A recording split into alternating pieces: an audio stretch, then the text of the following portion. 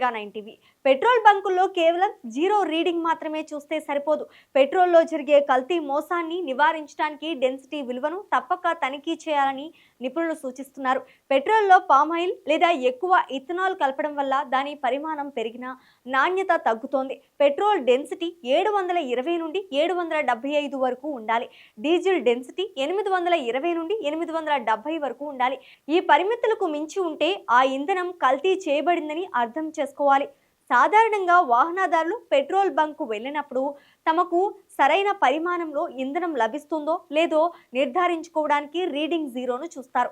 అంతేకాదు పెట్రోల్ కొంటే వారు కూడా జీరో చూసుకోండి అని చెప్తున్నారు. జీరో నుంచి ప్రారంభించడం మోసాలను అరికడుతుందని నమ్ముతారు.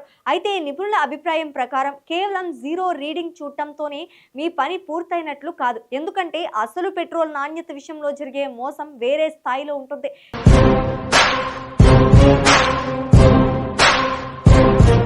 ఈ మోసాన్ని గుర్తించాలంటే ఇప్పటి నుంచి జీరో రీడింగ్తో పాటు దాని కింద కనిపించే డెన్సిటీ విలువను కూడా తప్పనిసరిగా తనిఖీ చేయాలని నిపుణులు సూచిస్తున్నారు. పెట్రోల్లో కల్తీ మోసం. కొన్ని పెట్రోల్ బంకుల్లో పెట్రోల్ లేదా డీజిల్ కొట్టించుకున్నప్పుడు మీ వాహనం మైలేజీ తక్కువగా వచ్చి 2-3 రోజులకే అయిపోతుండగా వేరే బంకుల్లో పట్టిస్తే 4 నుంచి 5 రోజులు వస్తుందని మీరు గమనించి ఉండొచ్చు.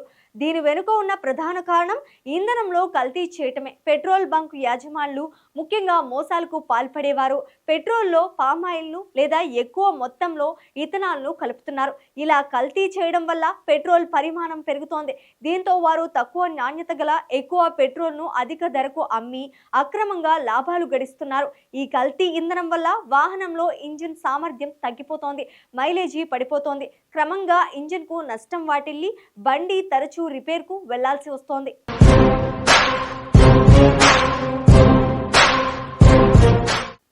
పెట్రోల్ బంక్ యాజమాన్యం చేసే ఈ మోసాన్ని మనం సులభంగా కనిపెట్టవచ్చు.